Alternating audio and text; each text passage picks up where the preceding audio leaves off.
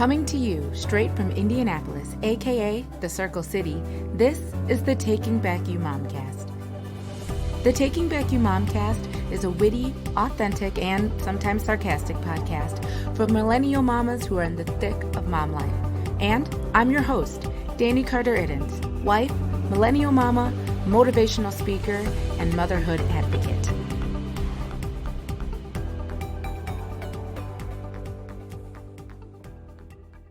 Hello. It's Dani. Hi, how you doing? This is the Taking Back You Momcast. Thank you so much for listening. This week, we are going to talk all about the Supermom lie, or the lie of being a supermom. So, I'm really excited about this topic because it has come up, I think probably in the last month. It's come up about, 3 or 4 times. This whole, idea of women, moms, telling me that they feel like they have to be like a supermom. They have to be everything to everyone all the time.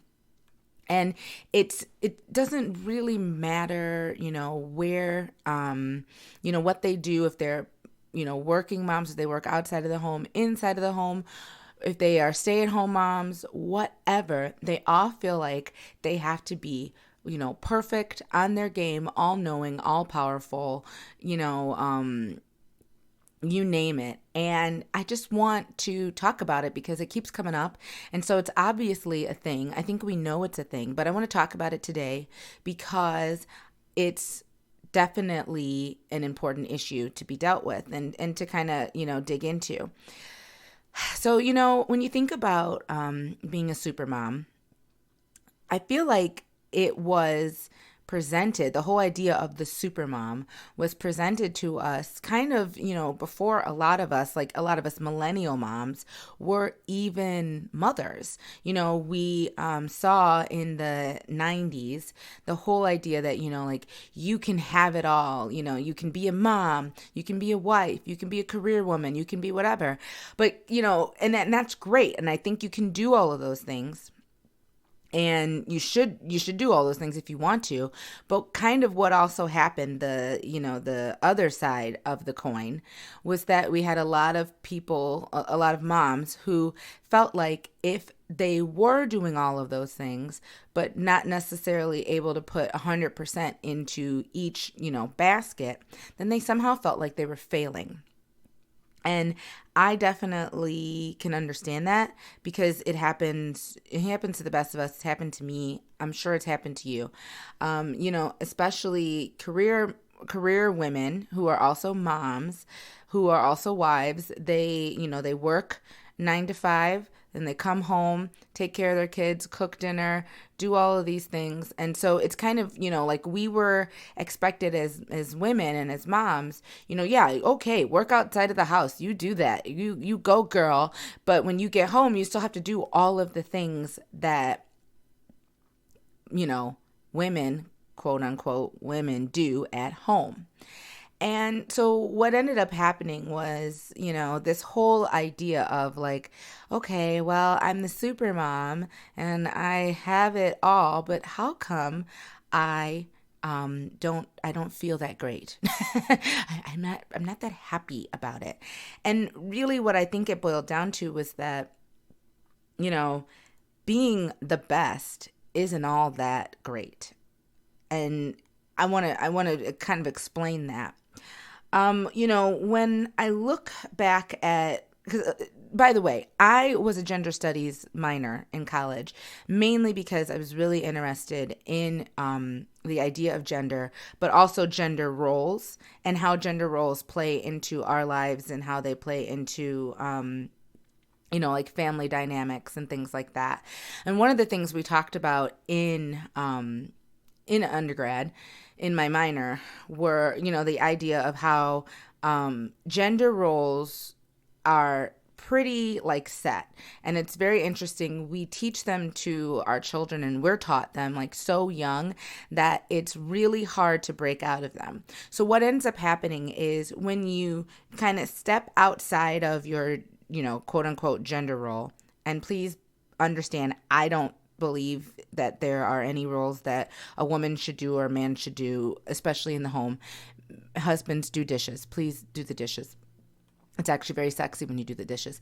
But, what ends up happening when you have gender roles that are kind of like set by society, quote unquote, we as women, we are expected, like, okay, yeah, you can work, you can do those things, but you also need to keep doing the, things that you're supposed to do, taking care of your house, taking care of the children, etc. And so what ended up happening, this whole myth of the supermom ended up really kind of, women thought like, oh, hey, now I get to work. I can go work just like my husband. I can bring in money. I can do all these things. But it became kind of like it like backfired, because now we can do all those things, yes, but then we still got to keep doing all the things that we were doing before.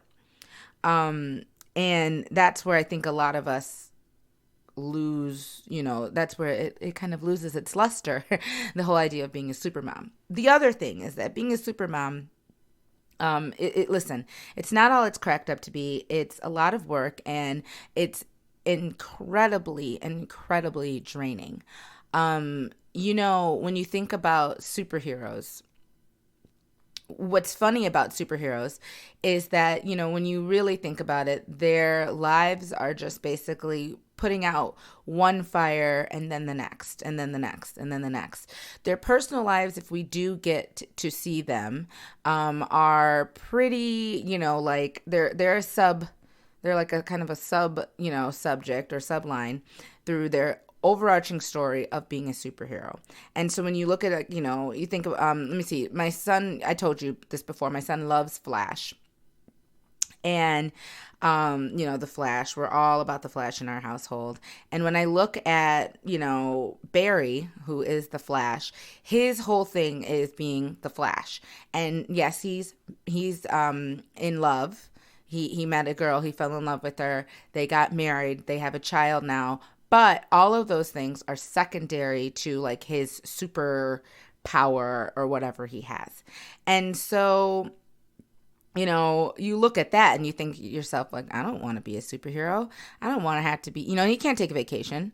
He can't be like, well, guys, I'm just not going to save, Circle City this week. He can't do that. And that's kind of the same thing, the supermom idea that, you never get to take a break. You never get to do anything for you, or, really focus on the things that make you happy and bring you joy and follow your dreams, because, you've got to be everything to everyone else. And the thing about being a supermom, it's not sustainable. And if you want to go back to using the superhero theme, basically most of a season of The Flash is based around the fact that him being a superhero is kind of a pain in the butt. He kind of like doesn't, it's like he likes his job, he loves doing it, but then there are times when he really doesn't want to be who he is. He doesn't want that role. And I'm not saying that there are times when we don't want to be moms. I don't think I should say that, because I don't want to speak for everyone. But there are definitely times when we want to take a break and when we want to step back from that being, a super mom, doing it all, having it all, whoop, whoop. We want to step back from that because it's too much and it's draining and it's not sustainable. If you are like me and you're a type A personality, it is extremely hard to hear those words, that being a supermom is not sustainable. Like it's hard to hear, because my natural inclination is to solve all the problems, and you know how it is being a mom. You know everything, you know where everything is, you know when everything happens, you schedule the activities, you are the, you're the transportation to the activities, you're the chef, you're the nurse, you're the, what else do we do, moms? I mean, we do so many things. We don't, we're librarian. I mean, you name it. We do all of these things. We're fashion consultants, whatever. And so when one of those things doesn't happen, like you feel like you're somehow lacking, and it's weird. I'm the same way. And when you have to kind of step back and you realize, like, okay, it would be okay if, one of these things didn't happen to complete perfection. Nothing bad will happen. And that's something that we have to kind of get used to. And we have to like stop ourselves, kind of the inclination to jump in and to solve every problem and to right all the wrongs in, our children's and our family's world. And, being a supermom, now, don't get me wrong. I'm not saying like stop doing all the things that you do. But Dani said that I'm done. I'm not doing any of these things for you people. Figure it out. Don't know what to tell you. No, that's not what I'm saying. But what I am saying is that you need to understand that you are a human being. You are. Guess what? You're not a superhero. You may feel like one. And you know what? Doggone it. You can, claim it. Claim it every now and then. But yeah, I'm a really good mom. And, claim it, definitely. But remember that you are a human being. You need to rest. You need to take time to refill and to revitalize yourself because it's not sustainable. Going 100% all the time is just not going to be possible. You just can't do it. I love you. I think you're beautiful. And you know what? You are like, you're awesome, but you can't do everything all the time and be everything to everyone. So what you're going to have to do is you're going to have to prioritize, and you're going to have to figure out where you can put your energy and, how much of your energy you're going to put into whatever. One of the things that I have to make sure that I do is I have to schedule, because I work at home. And like I said, don't think that this is just like career work outside of the home moms. This is also stay-at-home moms or moms who stay at home but they work inside the home. Whatever.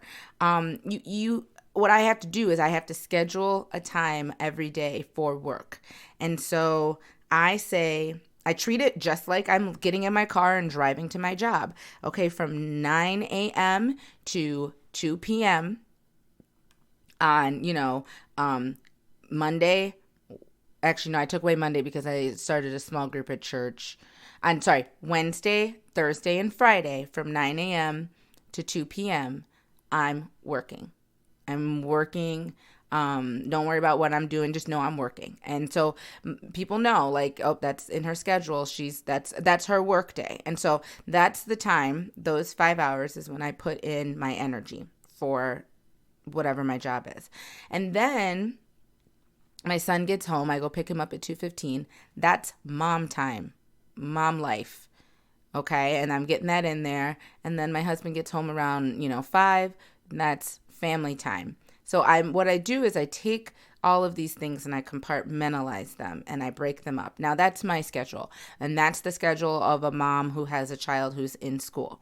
Your schedule might look very different if you have littles still at home, if you work outside of the home, whatever.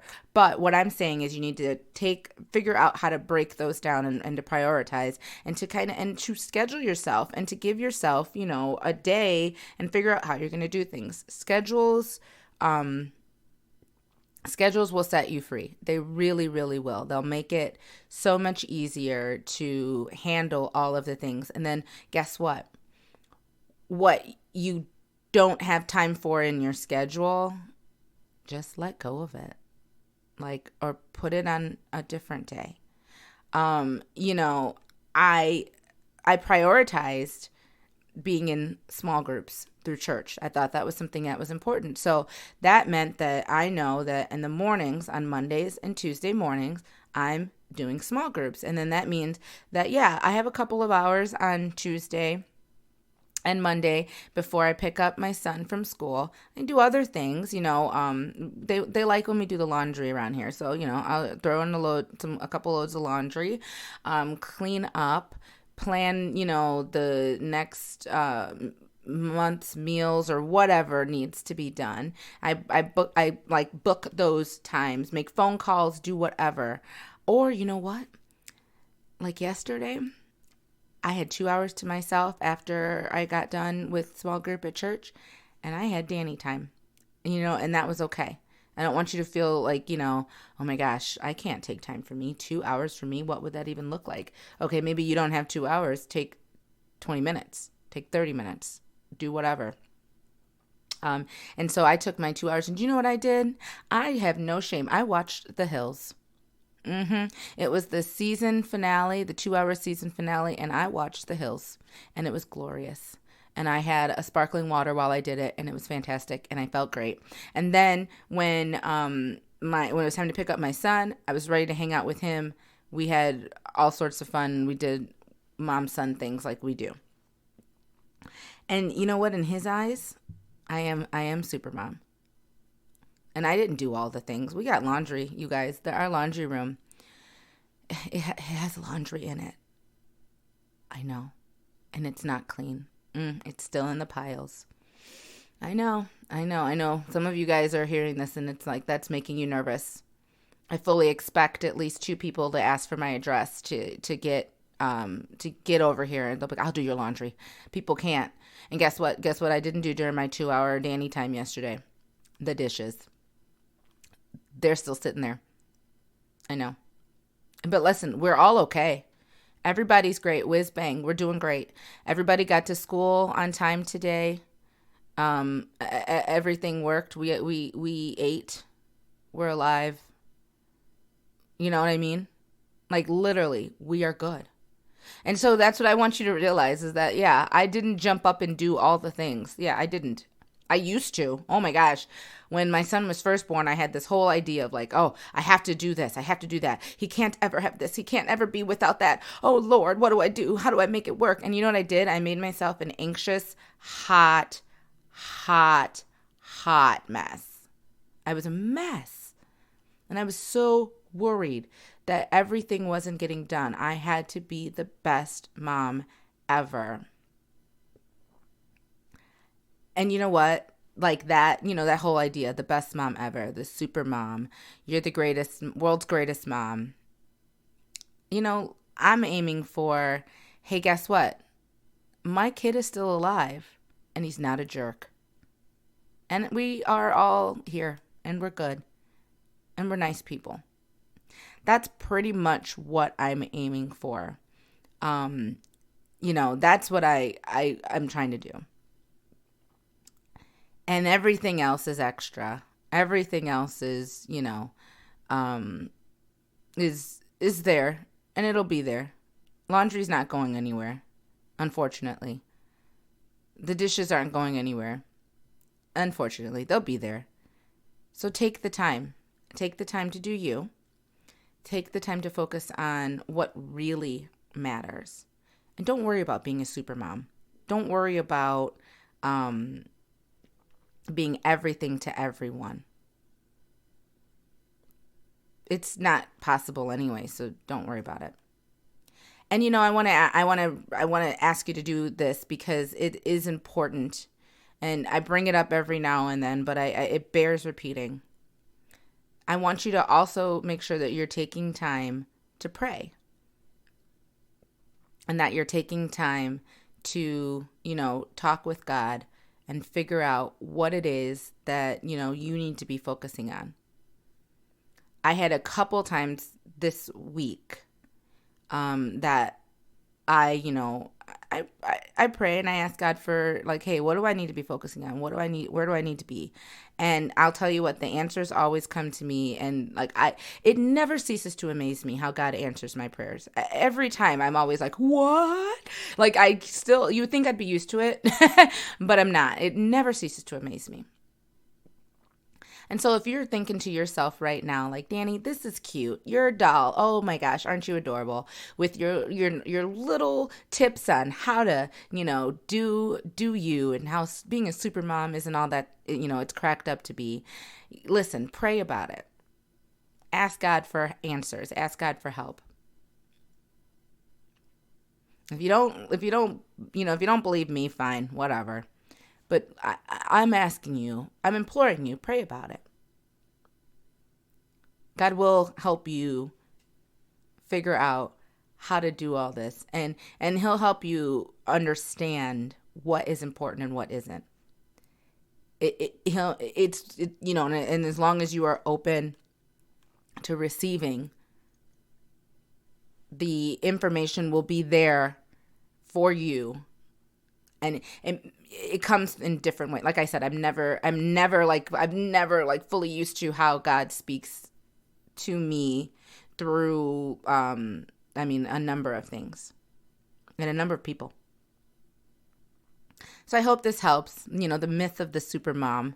I hope you are going to kind of absolve yourself of some of the lies that, we women are told. You don't have to, do it all the time.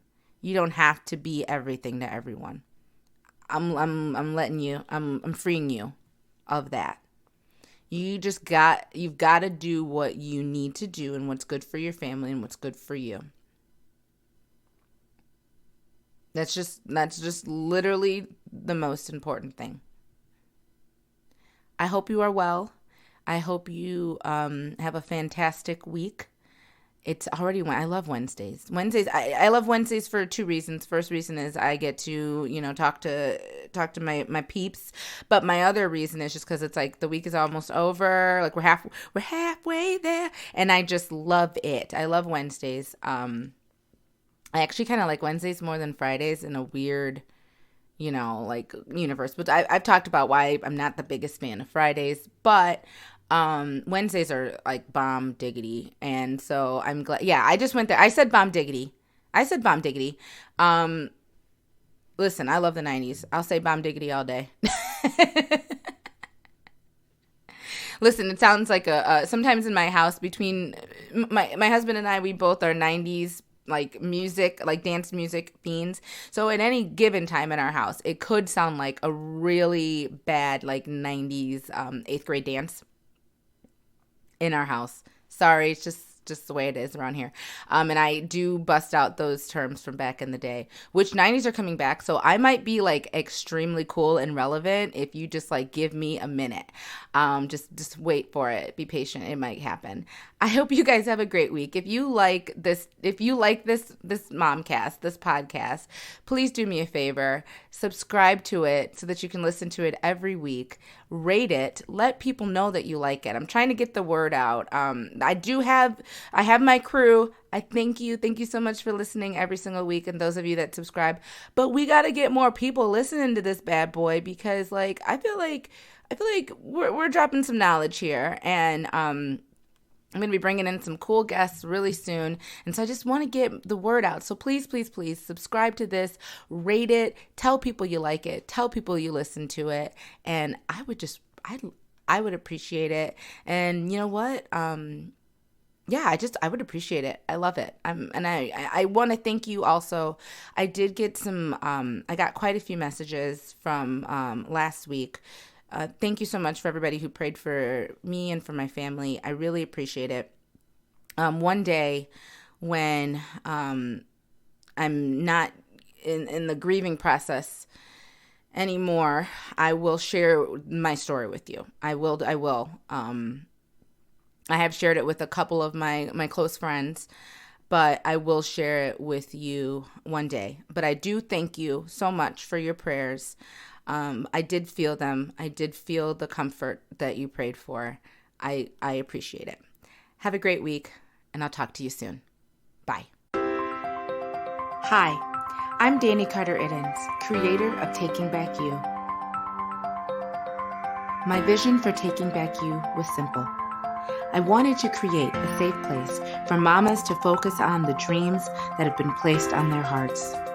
where they could walk alongside other mamas who get and give advice on how to do this mom thing. I want to tell mamas what I wish someone had told me, and to build a community of mothers who aren't afraid to reach for the stars, even while holding their children in their arms. Want to learn more?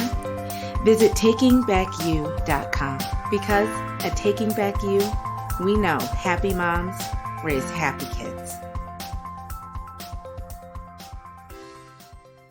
Thanks so much for listening. For more information on Taking Back You and the Taking Back You Momcast, visit us at takingbackyou.com. From there, you'll be able to follow us on social media, listen to past episodes, and learn all about the mission of Taking Back You. Be sure to subscribe to get future episodes. And from all of us at Taking Back You, thank you so much for your support.